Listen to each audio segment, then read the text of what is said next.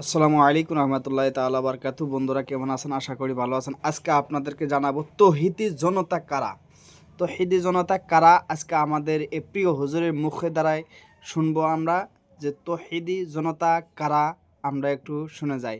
আসুন হুজুরের বয়ানটা শুনি। তৌহিদি জনতার বিষয় কি সুন্দর আলোচনা করতেছে, যে তৌহিদি জনতা কারা, তৌহিদি জনতাকে আমরা না কারা, একটু শুনে যাই এই হুজুরের মুখে। সবাই একটু ঝটপট করে শুনবেন। আর আশা রাখলাম সবাই এই ভিডিও যদি আপনারা পায়ে থাকেন একটু সকলেরই কাছে দিবেন, বিলা শেয়ার করবেন।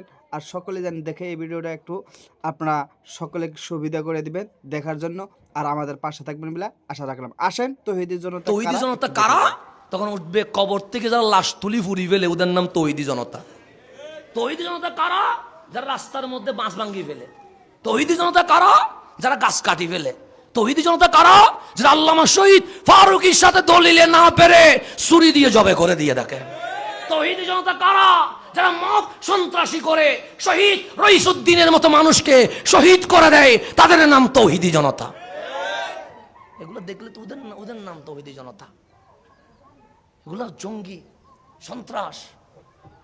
আল্লাহ যেন এগুলোর থেকে আমাদেরকে হেফাজত করে। কি উগ্র বক্তব্য রাখে যে চট্টগ্রামে জশ্নে জুলুস হলে আমরা রুখে দিব। তোরা কে রুখে দেওয়ার? তোমাদের কাজ তোমরা করো, আমাদের কাজ আমরা করি।